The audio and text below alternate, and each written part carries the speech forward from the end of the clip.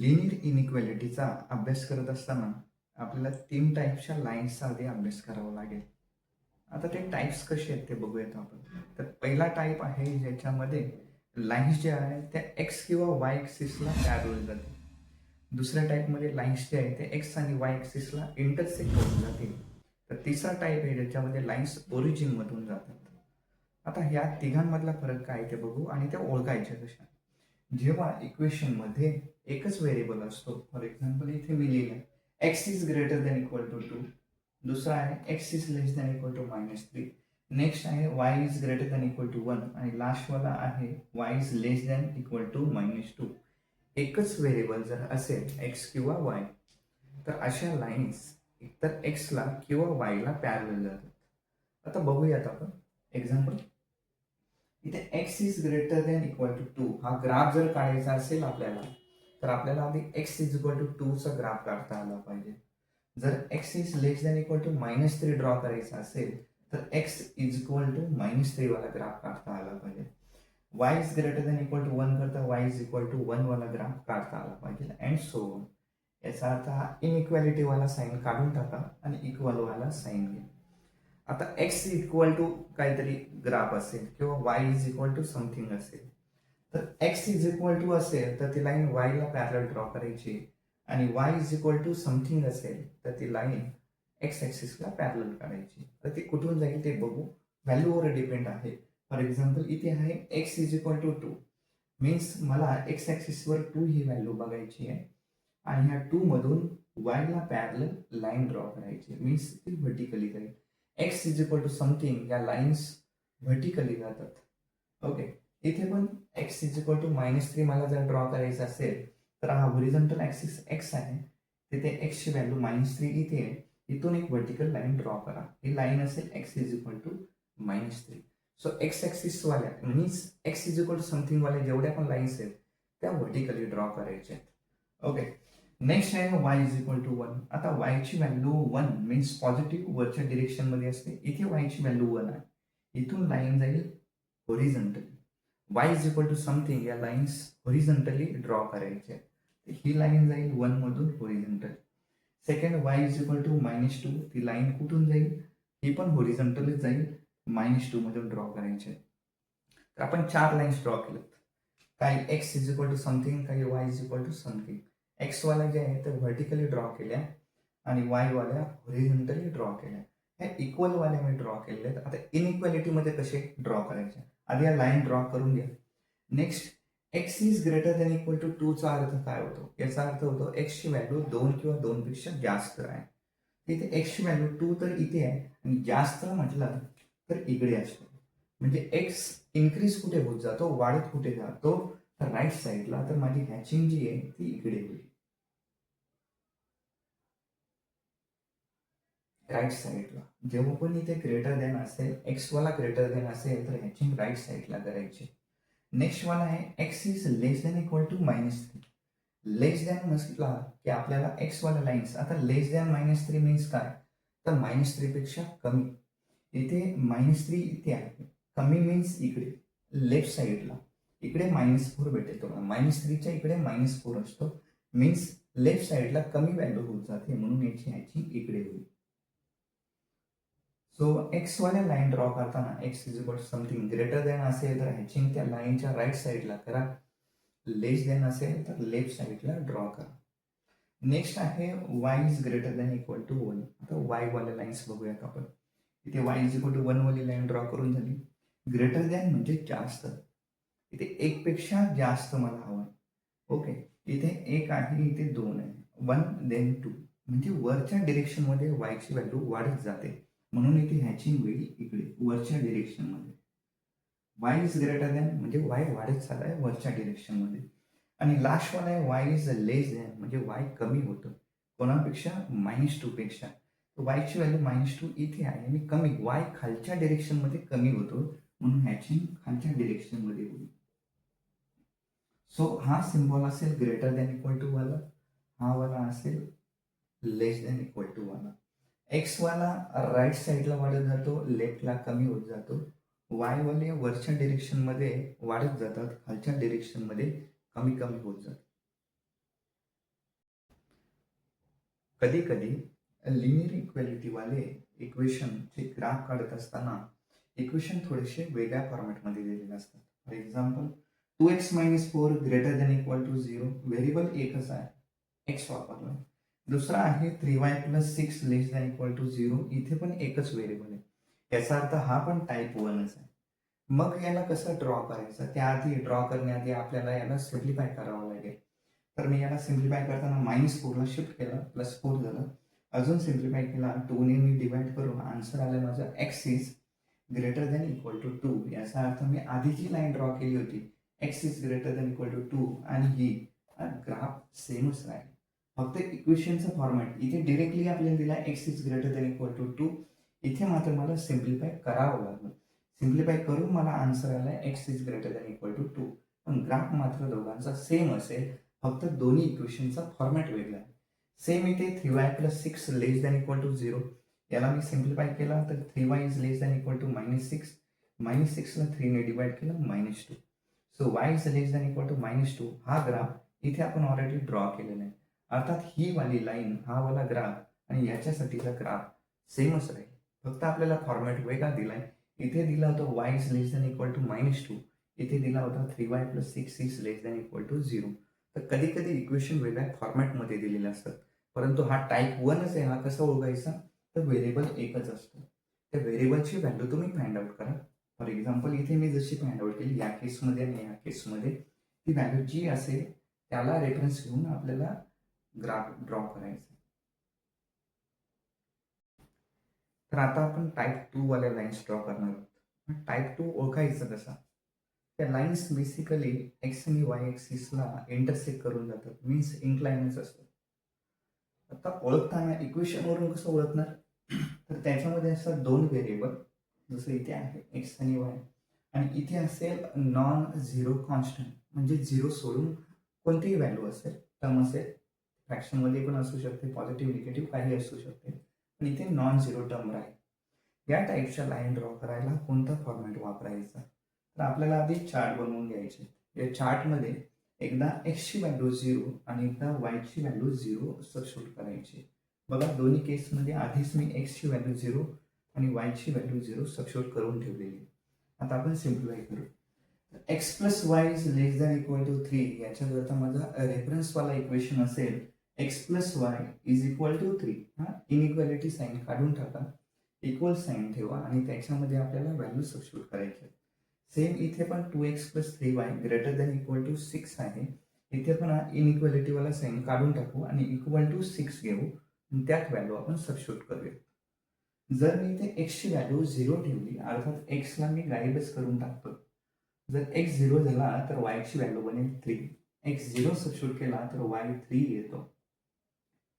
आणि जर का मी वायला 0 सबस्टिट्यूट केला इथे, तर वाय तर कॅन्सल होईल आणि मला भेटेल x इज इक्वल टू 3.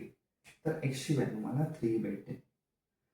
तर मला 2 पॉईंट भेटले. एकदा x 0 ठेवला तर y 3 भेटतो, मीन्स 0,3 हा एक पॉईंट आहे. आणि जर मी वायला 0 ठेवला तर एक्सची व्हॅल्यू 3 भेटते, दुसरा पॉईंट भेटला 3,0. हे दोन्ही पॉईंट आपल्याला इथे प्लॉट करायचे. आता इथे दिसतो x 0 आहे आणि वायची व्हॅल्यू दिली, म्हणजे हा पॉईंट y ॲक्सिसवर ड्रॉ होईल, म्हणजे इथे प्लॉट करायचं आहे 0,3. तर दुसरा आहे 3,0, x आहे पण y नाही, याचा अर्थ हा x ॲक्सिसवर प्लॉट होईल डिरेक्टली, इथे येईल तो 3,0. मग लाईन कशी ड्रॉ करायची, हे दोन पॉईंट भेटलेत, यांना डायरेक्टली जॉईन करा. तर ही माझी लाईन असेल x plus Y is equal to 3. Okay, same वेने आपण तिकडे जाऊयात. इथे पण मी काय करणार आहे, एक्सची व्हॅल्यू 0 ठेवली, मी एक्सला 0 ठेवला तर एक्स तर कॅन्सल होईल. एक्स जर कॅन्सल झाला तर बनला 3y इज इक्वल टू 6. इथे ठेवली आपण, इथे एक्सला कॅन्सल केला, 3y is equal to 6 means वायची व्हॅल्यू भेटेल 2. आणि जर मी वायला 0 ठेवला तर वाय होईल कॅन्सल, एक्सची व्हॅल्यू भेटेल 3. इथे पण मला 2 पॉईंट भेटले. एक आहे माझा 0,2, वायची व्हॅल्यू 2 आहे, एक्सची व्हॅल्यू 0, म्हणजे हा वाय ॲक्सिसवर इथे प्लॉट होईल 0,2. तर दुसरा आहे माझा 3,0, x3 y0 इथे प्लॉट होईल एक्स ॲक्सिसवर. ओके, x 0 असेल तर तो y ॲक्सिसवर प्लॉट होतो, y 0 असेल तर x ॲक्सिसवर प्लॉट होतो. आता 2 पॉईंट भेटल्यानंतर त्यांना डिरेक्टली स्केलने तुम्ही जॉईन करून घ्या आणि लाईन ड्रॉ करून घ्या. तर लाईन तर माझी ड्रॉ करून झाली, पण आपल्याला इनइक्वॅलिटीवाल्या लाईन्स कशा ड्रॉ करायचे ते बघायचं आहे. मोस्ट ऑफ दी टाईम जर एक्स आणि वाय दोघे पण पॉझिटिव्हच असतील, दोन्ही केसमध्ये आता इथे पॉझिटिव्हच आहे, तर रोज लक्षात ठेवा, जर का ग्रेटर दॅन असेल तर नॉन ओरिजिन साईड आणि लेस दॅन वाला साईन असेल तर ओरिजिन साईड कन्सिडर करायची, तिकडे आपल्याला हॅचिंग करायची. आता ओरिजिन आणि नॉन ओरिजिन साईड काय राहते, मी लाईन ड्रॉ केली, माझं ओरिजिन इथे आहे 0,0, तर मग ह्या लाईनच्या ज्या साईडला ओरिजिन आहे ती झाली ओरिजिन साईड आणि अपोजिट वाली जी ती आहे नॉन ओरिजिन. मीन्स ही वाली नॉन ओरिजिन आहे, ओके, आणि ही वाली साईड ओरिजिन साईड आहे. आता तरी या साईड याच्यामध्ये आपल्याला दिसतो x plus y less than equal to 3. Less than means origin side. ह्या लाईनच्या ओरिजिनच्या साईडला मला हॅचिंग करावं लागेल इकडे, ओके. तर हे लक्षात ठेवा, पण इथे एक्स आणि वाय आणि इवन ही टर्म ही पॉझिटिव्हच पाहिजे, नाहीतर रोज चेंज होत राहतात. मग आपल्याला कंडिशन अप्लाय करून बघावं लागेल, ओरिजिन टेस्ट करावं लागेल, एक्स आणि वायची व्हॅल्यू 0,0 सबस्टिट्यूट करून बघावं लागेल, ट्रू येते की फॉल्स, तो नंतरचा पार्ट आहे. आता तरी एवढंच लक्षात ठेवा, most of the time x Y positive असेल, इथली टर्म पण पॉझिटिव्ह असेल आणि हे सिम्बॉल असेल, तर या सिम्बॉलसाठी ग्रेटर दॅनसाठी नॉन ओरिजिनसाठी लेस दॅनसाठी ओरिजिन साईड सिलेक्ट करायचे. आता इथे पण माझी लाईन ड्रॉ करून झालेलीच आहे. इथे मी बघितला तर हा ग्रेटर दॅन आहे, greater than means non origin side. ही लाईन आहे इथे, इकडे ओरिजिन आहे म्हणजे पलीकडे नॉन ओरिजिन साईड आहे, इकडे आहे नॉन ओरिजिन साईड, मग माझी हॅचिंग होईल या साईडला. आता ओरिजिन टेस्ट काय असते, दुसरी गोष्ट, जर इथले साईन चेंज झाले, एक्स प्लस वाय तो एक्स मायनस वाय झाला किंवा 3चा -3 झाला, तर हेच रूल अप्लाय होतात का, नाही, ते चेंज होऊ शकतात. मग ते कसं करायचं ते पण सांगतो मी. फॉर एक्झाम्पल, जस्ट मी इथे x plus Y as it is ठेवला, हा जो सिम्बॉल आहे लेस दॅन इक्वल टू त्याच्या जागेवर फक्त लेस दॅन 3 ठेवला. ओरिजिन टेस्ट काय असते ते सांगतो. आता इथे काय करूया आपण, इथे मी एक्स आणि वायची व्हॅल्यू सबस्टिट्यूट करतो 0,0. एक्स पण 0 ठेवतो, वाय देखील 0 ठेवतो. सो 0 इज लेस दॅन 3 असं मला मिळाले. आता मला सांगा 0 इज लेस दॅन 3 ट्रू आहे की फॉल्स आहे. मी चेक केला, 0 इज लेस दॅन 3 ट्रू आहे. जर हे ट्रू असेल तर ज्या साईडला ओरिजिन आहे तिकडे तुम्हाला हॅचिंग करायची, आणि जर ते फॉल्स आला तर त्या नॉन ओरिजिन साईडला हॅचिंग करायची. फॉर एक्झाम्पल इथे बघा, इथे फॉल्स येणार आहे, बघू आपण चेक करूया. तर माझं इक्वेशन होता 2x प्लस 3y आणि ग्रेटर दॅन 6, इक्वल साईन नाही घ्यायचं. इथे एक्सची व्हॅल्यू मी 0 ठेवतो, इवन वायची व्हॅल्यू पण 0 ठेवतो, greater than 6. 0 plus 0 greater than 6, 0 is greater than 6. हे जे ही स्टेटमेंट आहे हे फॉल्स. मीन्स या लाईनच्या इक्वेशन हॅचिंग करताना ओरिजिन येणार नाही, ओके. मीन्स माझा ओरिजिन इन्क्लूड नको व्हायला, म्हणजेच नॉन ओरिजिन साईड ही राहते ओरिजिन टेस्ट. जर कधी हॅचिंग करताना तुम्हाला ओरिजिन आणि नॉन ओरिजिन साईडच्या कोणत्या साईडला हॅचिंग करायचं हे समजत नसेल, तर त्या इक्वेशनमध्ये एक्स आणि वायच्या व्हॅल्यू 0,0 सबस्टिट्यूट करा.